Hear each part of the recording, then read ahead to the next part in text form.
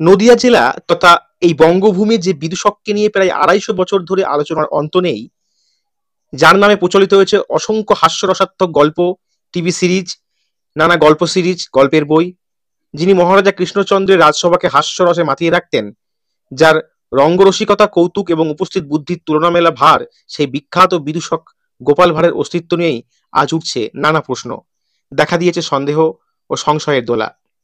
কেউ কেউ বলছেন বাস্তবে গোপাল ভাঁড় বলে কেউ ছিলেন না, গোপাল আসলে নদিয়ার হাস্যরসিক মানুষদেরই সৃষ্টি।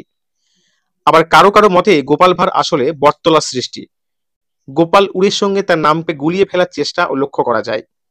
ভরতচন্দ্রের অন্নদামঙ্গলে কাব্যে কৃষ্ণচন্দ্রের রাজসভাদের অনেকের নাম থাকলেও গোপাল ভাঁড়ের নাম না থাকায় গোপালকে কাল্পনিক চরিত্র হিসাবেই দেখতে চান অনেকে। প্রকৃতপক্ষে বহুকাল ধরে লোকের মুখে মুখে প্রচলিত চুটকি, হাস্যরসাত্মক গল্পাদি প্রচলিত হতে হতে গোপালের নাম কিংবদন্তিতে পরিণত হয়েছে। আজ গোপাল ভাঁড় হয়ে উঠেছেন লোকশ্রুতি, লোককথার নায়ক। এখন বিচার করে দেখা যেতে পারে গোপাল ভাঁড় কতখানি বাস্তব, কতখানি বা কল্পনার ফসল বা লোকশ্রুতির ফসল বা লোকশ্রুতির নায়ক। এ প্রসঙ্গে প্রথমেই যে প্রশ্নটা আসে মনে, তা হলো গোপাল ভাঁড় যদি কাল্পনিক চরিত্রই হয়, তাহলে বাংলার শত শত রাজা জমিদারদের রাজসভা ছেড়ে কৃষ্ণচন্দ্রের মহারাজা রাজসভাতেই কেন ঠাঁই পেলেন? কেনই বা কৃষ্ণচন্দ্রকে কেন্দ্র করে সৃষ্টি হলো তার নামে প্রচলিত এত গল্প, হাস্য, কৌতুক? দ্বিতীয়ত, তিনি যদি নদিয়ার হাস্যরসিক মানুষদেরই সৃষ্টি হয়ে থাকেন, তাহলে অন্য জেলায় কেন দ্বিতীয় গোপাল ভাঁড় সৃষ্টি হলো না? অন্য কোনো জেলায় কি হাস্যরসিক মানুষ ছিলেন না? তৃতীয়ত, যারা মনে করেন গোপাল ভাঁড় বটতলার সৃষ্টি, তাদের উদ্দেশ্যে বিনীতভাবে নিবেদন ও প্রশ্ন করা যায়, বিগত ২৫০ বছরের মধ্যে বটতলায় দ্বিতীয় কোনো হাস্যরসিকার সৃষ্টি হলো না কেন? বটতলার সৃজনশীল প্রতিভা শেষ হয়ে গেল এত দ্রুত? চতুর্থত, একথা সত্য, মহারাজা কৃষ্ণচন্দ্রের বহু জ্ঞানগুণী ব্যক্তিকে জমি, অর্থ, বৃত্তি দিয়েছিলেন, কিন্তু গোপালকে কোনো বৃত্তি বা জমি দিয়েছিলেন এমন কোনো লিখিত প্রমাণ নেই। কিন্তু গোপাল ভাঁড়ের বহু গল্পের মধ্যে মহারাজা তাকে ধন রত্নাদি দিয়েছেন বা দিতে বাধ্য হয়েছেন এমন উল্লেখ পাওয়া যায়। গোপাল ছিলেন মহারাজা কৃষ্ণচন্দ্রের অন্তরঙ্গ পর্ষদ। সম্ভবত সেই কারণে তিনি বিভিন্ন সময় যেসব ধনরত্ন বা দ্রব্যাদি তাকে দিয়েছিলেন, সেসব লিখে রাখার প্রয়োজন বোধ করেননি।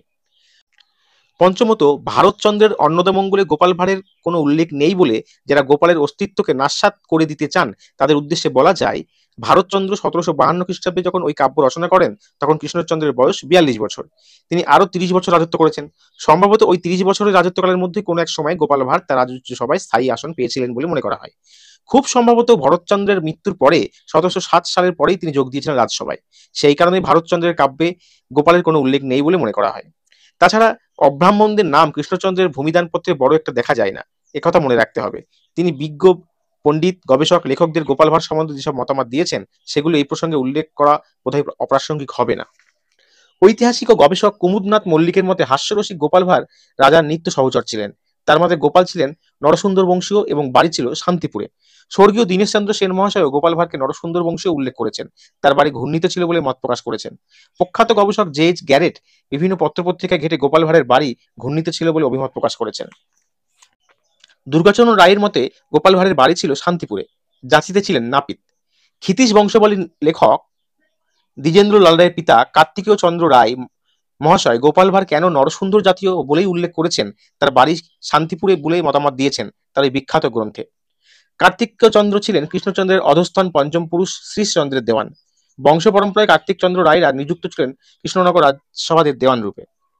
তার গ্রন্থটি প্রকাশিত হয় ১৮৭৫ খ্রিস্টাব্দে। তিনি এই গ্রন্থের ভূমিকায় বলেছেন, সৌভাগ্যক্রমে এই রাজবংশের পূর্ব বৃত্তান্ত আমার কিংবদন্তির প্রতি অধিক নির্ভর করিতে হয় নাই। ইতিহাস, পুরাতন কাগজ, ফরমান ইত্যাদি হইতে প্রায় এর ইতিহাস সংকলিত হইল। তার মতে রাজসভার মুক্তরাম মুখোপাধ্যায় গোপাল ভাঁড় এবং হাস্যার্ণব নামে ৩ ব্যক্তি অসাধারণ রসিক ও পরিহাসক ছিলেন। গোপাল ভাঁড়ের দৌহিত্র বংশধর নরেন্দ্রনাথ দাস মহাশয় তার নবদ্বীপ কাহিনী গ্রন্থে গোপাল ভাঁড়ের যে বংশ তালিকা দিয়েছেন, তাতে দেখা যায় গোপালের পূর্বপুরুষ ছিলেন আনন্দ নাই, তার পুত্র দুলাল নাই ও দুলালের পুত্র গোপাল নাই। গোপালের এক পুত্র জন্মায় কিন্তু অকালে মারা যায়। কন্যা রাধারানীর ২ পুত্র রমেশ ও উমেশ। তারপরেই গোপালের বংশধররা লোপ পায়। নগেন্দ্রনাথ দাসের মতে গোপালকে ভাড়ারের দায়িত্ব দিয়েছিলেন কৃষ্ণচন্দ্র, উপাধি দিয়েছিলেন ভান্ডারী। ভান্ডারী থেকেই পরে অন্যান্য কর্মচারীরা ঈর্ষান্বিত হয়ে তাকে উপাধি দেন ভাঁড়। কৃষ্ণচন্দ্র তার অসাধারণ উপস্থিত বুদ্ধি এবং হাস্যরসিক কৌতুক ক্ষমতার জন্য তাকে মুর্শিদাবাদ থেকে নিয়ে আসেন নিজের রাজসভায়। বিভিন্ন প্রসঙ্গে কৃষ্ণচন্দ্রের বর্তমান জীবিত বংশধর সৌরিশচন্দ্রের পুত্র সৌমিশচন্দ্র ও গোপাল ভাঁড়ের অস্তিত্বকে অস্বীকার করে নিয়েছেন। সৌরিশচন্দ্র গোপাল ভাঁড়কে ঐতিহাসিক চরিত্র বলে ঘোষণা করে জানিয়েছিলেন যে গোপাল ভাঁড়ের দৌহিত্র বংশীয় নগেন দাস এবং তার পুত্রের পৈতার সময় তাদের ২ নং ব্রাইট ছেড়ে বাড়িতে এসেছিলেন। রাজা রাজাকার অন্দরমহলে লেখক দুর্গাপ্রসাদ চট্টোপাধ্যায় জানিয়েছেন, একদা কুমার সৌরিশচন্দ্র তাকে বলেছিলেন গোপাল ভাঁড়ের বাড়ি ছিল শান্তিপুরে এবং কৃষ্ণনগরের অন্তর্গত ঘূর্ণিতে পরে তাকে জায়গা দেওয়া হয়। শ্রদ্ধেয় ডক্টর সুনীত কুমার চট্টোপাধ্যায় গোপাল ভাঁড়ের অস্তিত্বকে স্বীকার করে নিয়েছেন এবং তার উপাধি নাইকে মেনে নিয়ে তাকে নাপিত বলে উল্লেখ করেছেন। বর্তমানে গ্রন্থের ছবিতে প্রচ্ছদে মহারাজা কৃষ্ণচন্দ্রের পিছনে ও সম্মুখে দাঁড়ানো যে ৫ সভাসদ রয়েছেন, এদের মধ্যে স্থূলকার জনই হলেন গোপাল ভাঁড়।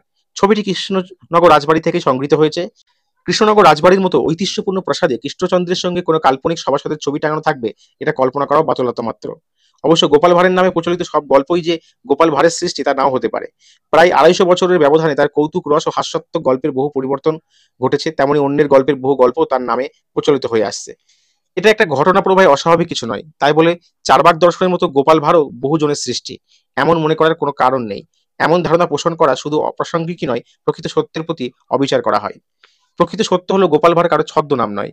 তিনি বটতলার সৃষ্টিও নন, নদিয়ার হাস্যরসিক মানুষদেরও সৃষ্টি নন। চারবাক দর্শনের মধ্যেও তাকে খুঁজতে যাওয়া বৃথা। জমিজমা অন্নদামঙ্গল আঁকড়ে বসে থাকাও বৃথা। গোপাল ভাঁড় ছিলেন, আছেন, থাকবেন। কাল্পনিক চরিত্র হিসাবে নয়, ঐতিহাসিক চরিত্র হিসাবেই থাকবেন তিনি।